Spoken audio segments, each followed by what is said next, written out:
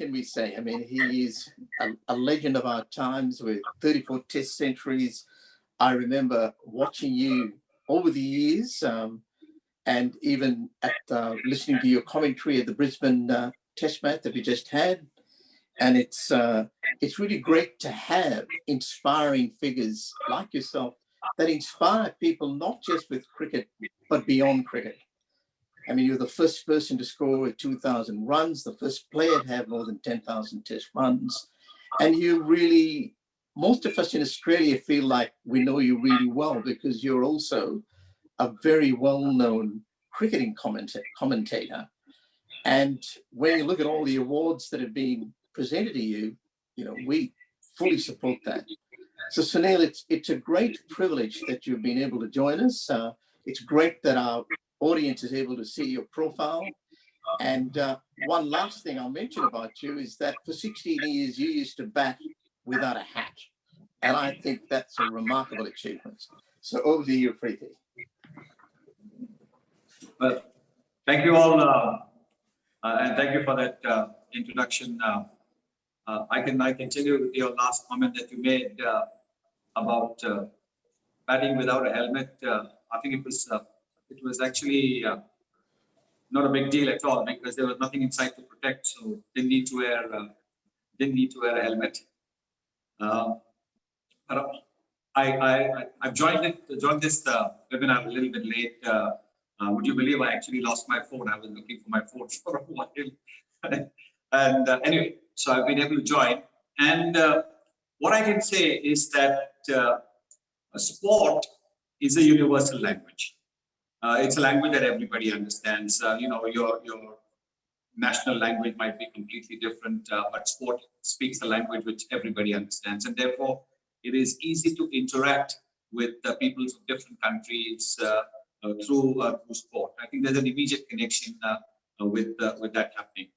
That being said, I think most Indians speak reasonably good English, and therefore that's another connection as far as India Australia is concerned. That's what I've been saying whenever I've come to Australia and I've had the opportunity to speak at business, seminars, etc. That's one thing that I keep emphasizing on is that look, there is a common language which is understood, and therefore obviously straight away any initiatives can be looked at without needing translators or interpreters or something like that. So that's, I think, a huge plus as far as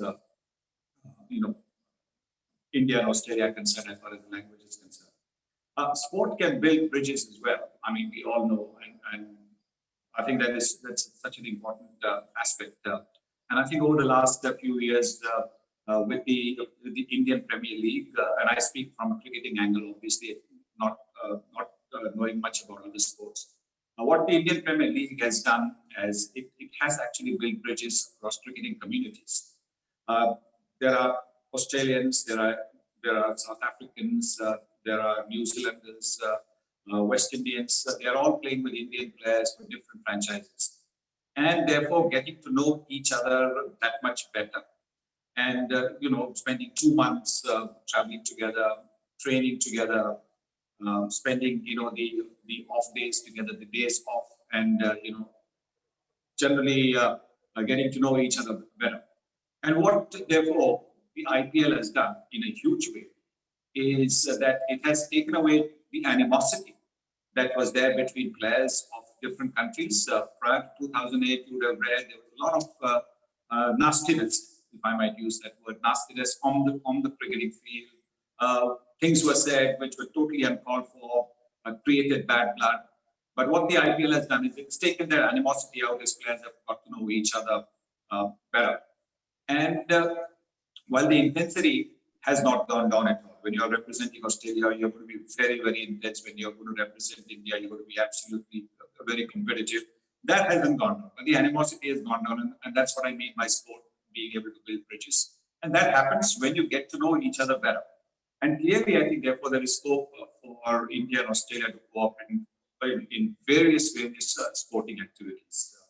At the moment, if I might say, the traffic is a little bit one way, and for really the understanding to be greater, the traffic has got to be two ways. I say one way because Australia being a very, very good sporting nation, not just in cricket, hockey, but Olympic sports, winning heaps of Olympic medals, winning Davis Cup for tennis, and the slam titles, and in hockey winning the world titles, cricket being the top team for such a long time. Yes, so we understand that there is a lot to learn from the Australians, and so therefore a lot of Australians coming to India, for as coaches, as trainers, is something that is understandable. But over the last few years, I think India has shown that India is also capable of doing very well in sport. And therefore, the reverse, I do believe, needs to happen. That where you have to have a lot of Indians coming down to Australia. Cricket, for example, I mean, India has been the #1 cricketing nation in terms of, the World Cup as well as T20s. Australia has not yet won the T20, but when it comes to something like the Big Bash, which I was there just now in Australia, a few days ago, there's no Indian around. There's no Indian around as a coach or an assistant coach or a trainer or anything of the sort. On the other hand, have a look at the IPL franchises. Just about every IPL franchise has got an Australian coach. And then when the Australian coach is appointed, he brings his own colleagues down there. So a lot of Indians who otherwise would have got an opportunity to learn don't get that opportunity. So I think that for anything to succeed, it's got to be two-way. At this particular point of time, it is more one-way from Australia. A lot of people coming from Australia, but I think for it to be more successful, I think we need to have a two-way situation. That's the point that I want to make. And once that starts to happen, I'm sure I think then the sky is the limit as far as India-Australia sporting relations is concerned. Thanks very much. What a great way to introduce Preeti to ask you some questions in terms of one way or two ways. So over to you, Preeti. Thanks, Jim, and good afternoon, Sunil sir. It's an honor to actually chat to you at this forum, and thank you so much for your time for being here. It's truly appreciated.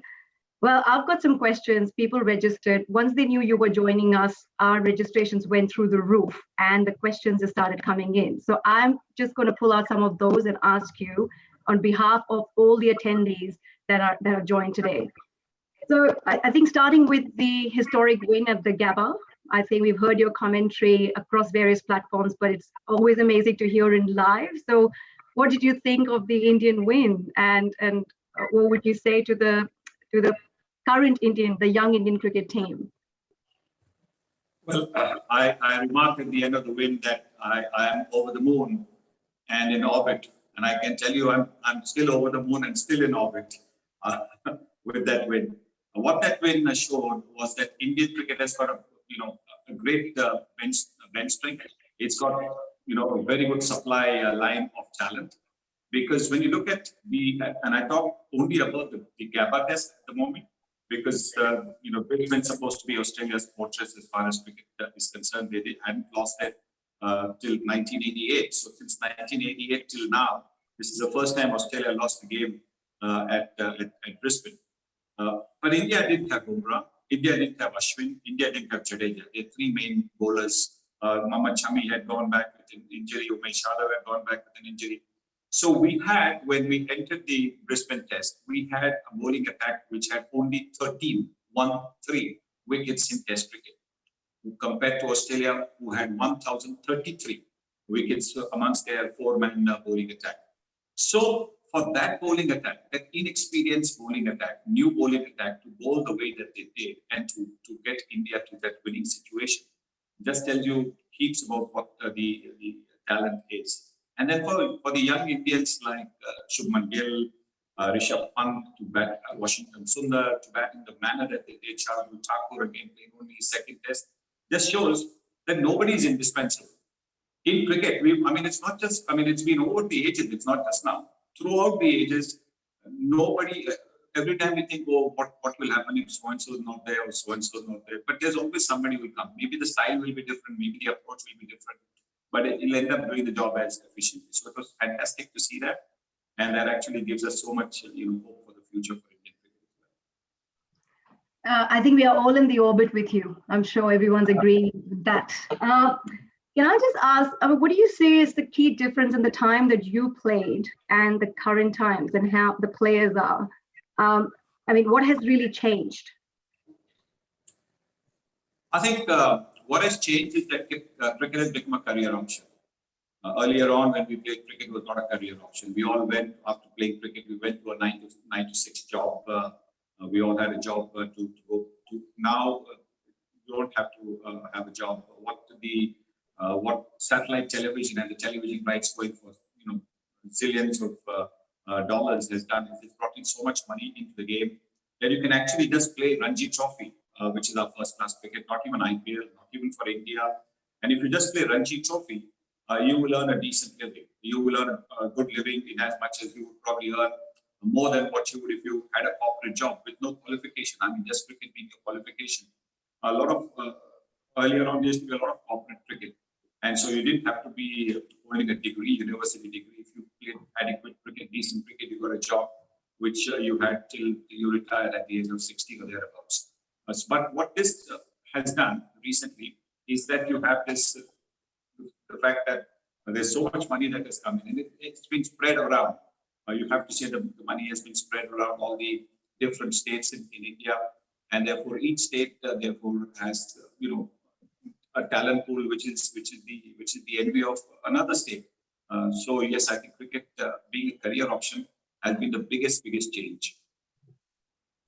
And I'll just ask one final question. I'm mindful of time, and I'll combine two questions into that. One is, do you think cricket will dominate India's psyche, or do you think there's scope for other sports to come up?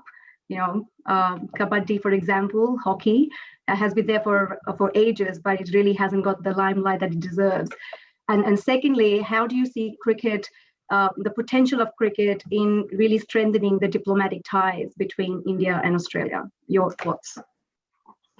Well, I think cricket has captured the imagination of the Indian public ever since, for ages. And the recent wins will certainly only, bolster that. It will only make it that much stronger. The other sports like, hockey, badminton, tennis, they're doing very well as well. Kabaddi, for example, which we just talked about. And Kabaddi is a fantastic way to connect with Australia, because Australia has this game called, the tag.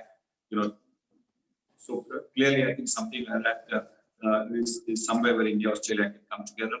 But I think it will take a little while. I think what we need is, for when the Olympics, and I do hope the Olympics happen, if our badminton players win, if our hockey players win, then again, the country will be enthused about these sports as well. I personally, I'm a huge badminton fan. And if you give me a choice between watching a game of cricket and watching a game of badminton, I promise you I'll watch badminton more than cricket. But I think you need winners, and the moment you start getting winners in sports, whether it's a team sport or an individual sport, there's a lot of gravitation of youngsters towards that sport. Because then there's a role model in front of you. There's somebody who you can emulate. Yes, I think if that happens, then clearly I think other sports will also come to. What was your second question? Just the potential you see in cricket in further strengthening the diplomatic ties between India and Australia. Oh, absolutely. I think, when the Honorable Prime Minister of India, Narendra Modi ji, came to Australia in 2014, immediately after he had taken over as Prime Minister a few months earlier, the first time, he had invited Kapil Dev, VVS Lakshman, myself, and then from the Australian side, there was Steve Waugh, Glenn McGrath, over for a dinner at the MCG. And the Australian Prime Minister then, Mr. Tony Abbott, also was there. So we had a huge get-together over there. There was a lot of cricketing talking. So yes, I think cricket certainly is one way that the countries can come together. Way back in 1947, even before I was born, I'm sure you weren't born then, but even before I was born, one of India's greatest cricketers is Dulip Singh Ji, after whom the Dulip Trophy is named. He was India's High Commissioner to Australia in 1947. So, and he was known mainly as a cricketer. So, yes, I think there's certainly a huge scope diplomatic relations, you to be get cricket along with it. Thanks for watching the video. If you like it, please press the like button, share your views in the comment section, and please subscribe to India News TV for more such updates.